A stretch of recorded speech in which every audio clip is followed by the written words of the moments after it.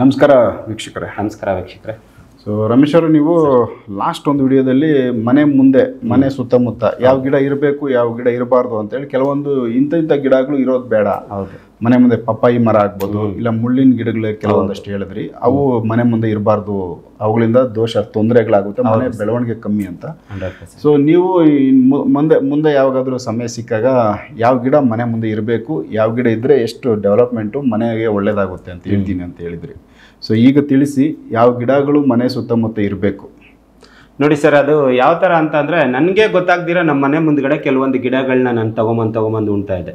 Starting ಅಲ್ಲಿ ಗೊತ್ತಿತ್ತು, but ಅದು ಯಾವ ತರ ಅಂದ್ರೆ ಸ್ಟೆಪ್ ಬೈ ಸ್ಟೆಪ್ ಯಾವ ತರ ಮಾಡ್ಬೇಕಂತ ಗೊತ್ತಾ, ದೇವರೇ ನನಗೆ ಸೂಚನೆ ಕೊಟ್ಬಿಟ್ಟಿದ್ದಾನೆ. ಬಟ್ ನಾನು ಅನ್ಎಕ್ಸ್ಪೆಕ್ಟೆಡ್ ಆಗಿ ನನಗೆ ಅನುಭವದಲ್ಲೇ ನನಗೆ ಬಂದಿದ್ದು, ಮನೆ ಮುಂದ್ಗಡೆ ಕೆಲವೊಂದು ಗಿಡಗಳಿದ್ರೆ ಅತಿ ಹೆಚ್ಚು ಅನುಕೂಲ ಆಗುತ್ತೆ ಸರ್. 100% ಅನುಕೂಲ ಆಗುತ್ತೆ. ಅದು ನನ್ನ ಜೀವನದಲ್ಲೇ ನಡೆದಿದೆ. ನಾನೇನ್ ಮಾಡಿದೆ ಅಂದ್ರೆ, ಸ್ಟಾರ್ಟಿಂಗು ಒಂದು ದಾಳಿಂಬೆ ಗಿಡ ಹಿಂಗೆ ಯಾರೋ ಫ್ರೆಂಡ್ಸ್ ಮನೆ ಹತ್ರ ಹೋದಾಗ ಅವರು 4-5 ಗಿಡ ತಂದಿದ್ರು. ನಾನು ಕೇಳಲಿಲ್ಲ, ಅವ್ರಿಗೆ ಕೊಟ್ಟರು ಒಂದು ಗಿಡ ತಗೊಂಡು ಹೋಗು ಅಂತ. ನನಗೆ ಗಿಡಗಳು ಅಂದ್ರೆ ತುಂಬಾ ಇಷ್ಟ. ಸರಿ, ಒಂದು ದಾಳಿಂಬೆ ಗಿಡನ ತಗೊಂಡ್ಬಂದು ಮನೆಯಲ್ಲಿ ಈಶಾನ್ಯ ಮೂಲೆಗೆ ಒಂದು ನೆಟ್ಟೆ. ಅದ್ರ ಜೊತೆಗೆ ಏನ್ ಮಾಡಿದೆ ಅಂದ್ರೆ, ಅದು ನನಗೆ ತುಂಬಾ ಅನುಕೂಲ ಮಾಡ್ತು. ದಾಳಿಂಬೆ ಗಿಡ ಮಂಗಳ ಗ್ರಹ, ಅದು ಮಂಗಳ ಗ್ರಹಕ್ಕೆ ಸಂಬಂಧಪಟ್ಟಿದ್ದು. ನಮ್ಮನ್ನೆಲ್ಲ ಕಾಪಾಡ್ತಾ ಇರೋದು 9 ನವಗ್ರಹಗಳೇ. ಆ ಗಿಡಗಳಲ್ಲೂ ನವಗ್ರಹಗಳಿಗೆ ನಾವು ಹೋಲಿಸ್ತೀವಿ. ಈಗ ಒಂದೊಂದು ನವಗ್ರಹಗಳಿಗೂ ಒಂದೊಂದು ಮರ ಇದೆ. ಅದೇ ತರನೇ ಫಸ್ಟ್ ನಾನು ಮನೆ ಮುಂದ್ಗಡೆ ದಾಳಿಂಬೆ ಗಿಡನ ತಂದು ಉಂಡೆ. ಅದರಿಂದ ತುಂಬಾ ಒಳ್ಳೇದಾಯ್ತು. ಬಟ್ ಅದು ನಾನು ನೆಡ್ಬೇಕಂತ ನೆಟ್ಟಿಲ್ಲ. ದಾಳಿಂಬೆ ಗಿಡ ಹಣ್ಣು ಬಿಡುತ್ತೆ ತಿನ್ನೋಣ ಅನ್ನೋದು ಒಂದು ಕಾನ್ಸೆಪ್ಟು. ಬಟ್ ಅದು ಮಂಗಳ ಗ್ರಹದ ಗಿಡ ಅಂತಾನು ಗೊತ್ತು ನನಗೆ. ಅದ್ರ ಜೊತೆಗೆ ಏನ್ ಮಾಡಿದೆ ಅಂದ್ರೆ, ಒಂದು ವೀಳ್ಯದೆಲೆ ಗಿಡ ಅದ್ರ ಪಕ್ಕನೇ ನೆಡ್ಬೇಕು. ಇದು ನಮ್ಮ ವೀಕ್ಷಕರಿಗೆ ತಿಳಿಸ್ತಾ ಇರೋದು. ಇಲ್ಲ ಪಕ್ಕ ಇಲ್ಲ ಅಂದ್ರೂ ಅಟ್ಲೀಸ್ಟ್ ಮನೆ ಮುಂದ್ಗಡೆ ಇಡಬೇಕು.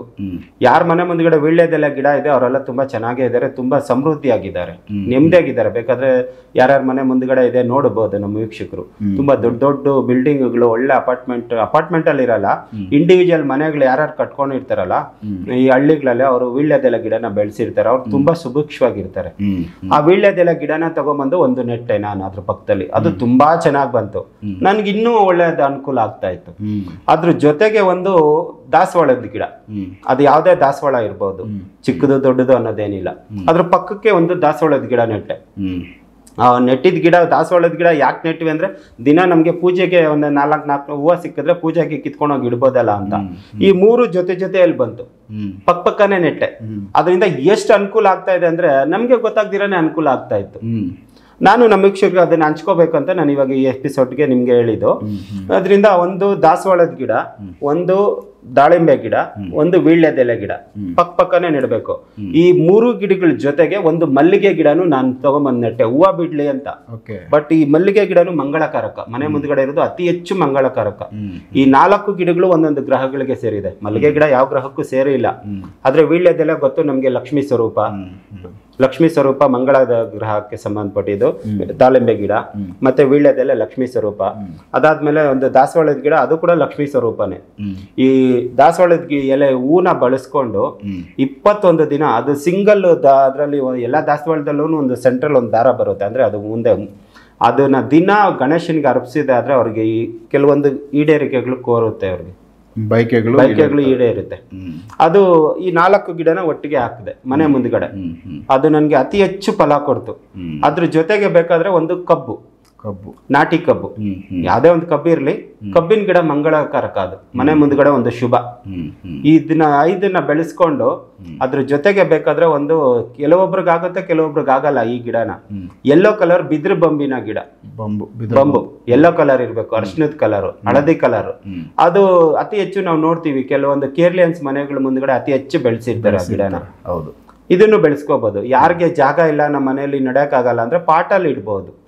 ಈ ಗಿಡಗಳನ್ನ ಆದಷ್ಟು ತುಂಬಾ ಶುಭಕರವಾದ ದಿನಗಳಲ್ಲಿ ಶುದ್ಧವಾಗಿ ತಗೊಂಬಂದು ನೆಡೋದು ತುಂಬಾ ಇಂಪಾರ್ಟೆಂಟ್. ಇನ್ನು ಸಾವಿರಾರು ಗಿಡಗಳಿದಾವೆ, ತುಂಬಾ ಗಿಡಗಳಿದಾವೆ, ಬೆಳೆಸ್ಕೋಬಹುದು. ಬಟ್ ಇವು ಅತಿ ಹೆಚ್ಚು ಮನೆ ಮುಂದ್ಗಡೆ ಈ ಗಿಡಗಳನ್ನ ಬೆಳೆಸಿದ್ದೆ ಆದ್ರೆ ಅತಿ ಹೆಚ್ಚು ಹಣ ಬರುತ್ತೆ ಅವ್ರಿಗೆ. ಅತಿ ಹೆಚ್ಚು ಹಣ ಬರುತ್ತೆ, ಅತಿ ಹೆಚ್ಚು ಮನೆ ಕೂಡ ತುಂಬಾ ಶುಭಕರ ಆಗುತ್ತೆ. ಇದರಲ್ಲಿ ಈ ದಿಕ್ಕು ಅಂತೇನಿಲ್ಲ, ಮನೆ ಬಾಗಿಲು ಮುಂದೆ ಇವಿರ್ಬೇಕಂತ. ಮನೆ ಬಾಗಿಲು ಮುಂದೆ ಅಂತಲ್ಲ, ಮನೆಗೆ ಮುಂದೆಗಡೆ ವರಾಂಡ ಇರ್ಬೋದು, ಇಲ್ಲ ಪ್ಯಾಸೇಜ್ ಇರ್ಬೋದು, ಯಾವ ಸೈಡ್ ಆದ್ರೂ ಸರಿನೇ. ಬೆಳಗ್ಗೆ ಎದ್ದ ತಕ್ಷಣ ಗಿಡಗಳನ್ನ ನೋಡ್ಬೇಕು, ಕಣ್ಣಿಗೆ ಕಾಣಿಸ್ಬೇಕು ಆ ತರ.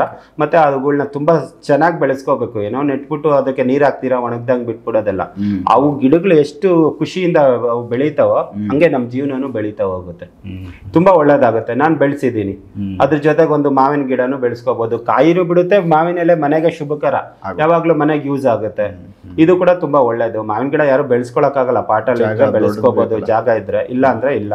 ನಮ್ಮನೆ ಮುಂದ್ಗಡೆ ಏನೋ ಜಾಗ ಇತ್ತು, ನಾವು ನೆಟ್ಬಿಟ್ಟಿದೀವಿ, ಯಾವ್ದನ್ನ ಯಾವಾಗ ಬೇಕಾದ್ರೂ ತೆಗಿಬಹುದು ಅಂತ. ಅವೆಲ್ಲ ಚಿಕ್ಕ ಚಿಕ್ಕ ಗಿಡಗಳು. ತುಂಬಾ ದೊಡ್ಡ ದೊಡ್ಡ ಮರಗಳಾಗೋದೆಲ್ಲ ನೆಲಕ್ಕೆ ಹಾಕ್ಬಾರ್ದು. ಅವು ಕೂಡ ಮಂಗಳಕಾರಕನೇ. ಕೆಲವೊಂದು ಮರಗಳು ಇದಾವೆ, ಆದ್ರೆ ತುಂಬಾ ದೊಡ್ಡ ಮರ ಆಗುತ್ತೆ. ಒಂದ್ಸತಿ ನೆಟ್ಟ ಮೇಲೆ ಅದನ್ನ ಮತ್ತೆ ಕೀಳ್ಬಾರ್ದು, ಅದರಿಂದ ನಮ್ಗೆ ತೊಂದರೆನೂ ಕೊಟ್ಬಿಡ್ತವೆ. ಹತ್ತಿ ಮರ, ನಿಂಬೆಹಣ್ಣಿನ ಮರ, ನಿಂಬೆಹಣ್ಣಿನ ಮರನು ಬೆಳೆಸ್ಕೋಬಹುದು ಸರ್. ಹತ್ತಿ ಮರ ಬಂದ್ಬಿಟ್ಟು ಇದು ಅತಿ ಹೆಚ್ಚು ಹಣ ಕೊಡೋ ಮರ. ಯಾರಿಗೆ ಮುಂದೆ ಅದು ಬೆಳಿಬೋದಾ? ಬೆಳೆಸ್ಕೋಬಹುದು. ಶುಕ್ರ ಗ್ರಹದ ಮರ ಅದು. ಹತ್ತಿ ಮರ ಬಂದ್ಬಿಟ್ಟು ಶುಕ್ರ ಗ್ರಹದ್ದು. ಯಾರಿಗೆ ಹಣಕಾಸಿನ ಅಭಿವೃದ್ಧಿ ಇರಲ್ವೋ, ಯಾರು ಸಾಲಕ್ಕೆ ಸಿಕ್ಕಾಕೊಂಡಿರ್ತಾರೋ, ಯಾರಿಗೆ ಹಣ ಹೊಂದಾಣಿಕೆ ಆಗ್ತಾ ಇರಲ್ವೋ, ಹಣದ ಅಭಿವೃದ್ಧಿ ಇರಲ್ಲ, ಹಣ ಹೆಚ್ಚು ಓಡಾಡ್ತಾ ಇಲ್ಲ ಅನ್ನೋರು ಡೈಲಿ ಹತ್ತಿ ಮರ ಎಲ್ಲೇ ಇರಲಿ ಸರ್, ಅದನ್ನ ಮುಟ್ಟಿ ನಮಸ್ಕಾರ ಮಾಡಿ, ಒಂದ್ ಸ್ವಲ್ಪ ಹೊತ್ತು ಅದನ್ನ ಪ್ರೀತಿಯಿಂದ ಎರಡು ಕೈಯಲ್ಲಿ ಮುಟ್ಟಿ ನಮಸ್ಕಾರ ಮಾಡಿ, ನನ್ಗೆ ಅತಿ ಹೆಚ್ಚು ಹಣ ಕೊಡಿ ಅಂತ ದಿನ ಹೋಗಿ ಒಂದು ನಮಸ್ಕಾರ ಮಾಡ್ಕೊಂಬಂದ್ರೆ ಸಾಕು ಮುಟ್ಟಿ. ಇಲ್ಲ ಬೇಕಾದ್ರೆ ಪ್ರದಕ್ಷಿಣೆನೂ ಹಾಕೋಬಹುದು. ಹತ್ತಿ ಮರನ ಅತಿ ಹೆಚ್ಚು ಯಾರು ಮುಟ್ತಾರೋ ಅವ್ರಿಗೆ ಹಣದ ಅಭಿವೃದ್ಧಿ ತುಂಬಾ ಒಳ್ಳೇದಾಗುತ್ತೆ. ಶುಕ್ರ ಗ್ರಹದ ಮರ ಅದು ತುಂಬಾ ಒಳ್ಳೇದಾಗುತ್ತೆ. ಇವುಗಳನ್ನ ಪಾಟಗಳಲ್ಲಿ ನೆಟ್ಕೋಬೇಕು. ಹುಣ್ಣಿಮೆ ದಿನ ನೆಡೋದು ತುಂಬಾ ಒಳ್ಳೇದು. ಇಲ್ಲ ಯಾವ್ದಾದ್ರು ಹಬ್ಬ ಹರಿದಿನಗಳು ತುಂಬಾ ಶುದ್ಧವಾಗಿ ನೆಟ್ಟು ಅದಕ್ಕೆ ನೀರ್ ಹಾಕಿ ಪೂಜೆ ಮಾಡ್ಬೇಕು. ಸುಮ್ನೆ ನೆಟ್ಟು ಬಿಟ್ಬಿಡೋದಲ್ಲ. ಗಿಡಗಳಿಗೆ ಪೂಜೆ ಮಾಡಿದ್ರೆ ಅವುಗಳಿಗೂ ಜೀವ ಇದೆ, ಅವುಗಳು ನಮ್ಗೆ ವರ ಕೊಡುತ್ತೆ, ಆಶೀರ್ವಾದ ಮಾಡುತ್ತೆ ಗಿಡಗಳು ಸರ್. ನಾವು ಒಂದು ಗಿಡದ ಹತ್ರ ಹೋಗಿ ನೀವು ದಿನ ಮಾತಾಡಿ, ನಿಮ್ಗೇನೋ ಒಂದು ಬೇಡ್ಕೊಳ್ಳಿ, ನನ್ಗೆ ಈ ತರದ್ ಬೇಕು ಬೇಕು ಬೇಕು ಅಂತ 100% ಕೊಡ್ತವೆ. ಯಾವ ಮರ ಆದ್ರೂ ಸರಿನಾ? ಯಾವ ಮರ ಆದ್ರೂ ಸರಿನೇ. ಆದ್ರೆ ಮುಳ್ಳಿನ ಮರಗಳಲ್ಲ ನಾನು ಹೇಳಿರೋದು. ಈ ತರ ಕೆಲವೊಂದು ದೈವಕ್ಕೆ ಸಂಬಂಧಪಟ್ಟಿದ ಮರಗಳು, ಶುಭಕರವಾದ ಮರಗಳು, ಮಂಗಳಕರವಾದ ಮರಗಳು, ಗಿಡಗಳ ಹತ್ರ ನೀವು ಹೋಗಿ ಏನೇ ಬೇಡ್ಕೊಳ್ಳಿ 100% ಕೊಡುತ್ತೆ ಅವು. ನಾವು ಎಷ್ಟೋ ಚಾನೆಲ್ಗಳಲ್ಲಿ, ಟಿವಿಗಳಲ್ಲಿ, ಯೂಟ್ಯೂಬಲ್ಲೆಲ್ಲ ನೋಡಿರ್ತೀವಿ. ಆ ಗಿಡನ ನಾವು ಒಂದು ಗಿಡ ಮಾತಾಡ್ಸಿದ್ರೆ ಸಾಕು, ಅದಕ್ಕೆ ಜೀವ ಇದೆ, ಅದು ಕೂಡ ನಮ್ಗೆ ಶುಭಕರವಾಗಿ ಕೆಲಸ ಮಾಡುತ್ತೆ. 100% ವರ್ಕ್ ಆಗುತ್ತೆ ಸರ್ ಇದು.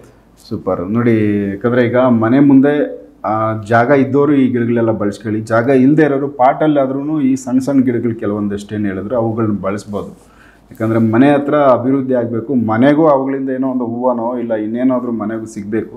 ಆ ಥರ ಯೋಚನೆ ಮಾಡ್ಕೊಂಡು ಕಾಯಿ, ದಾಳಿಂಬೆ ತುಂಬ ಟೇಸ್ಟ್ ಇರುತ್ತೆ.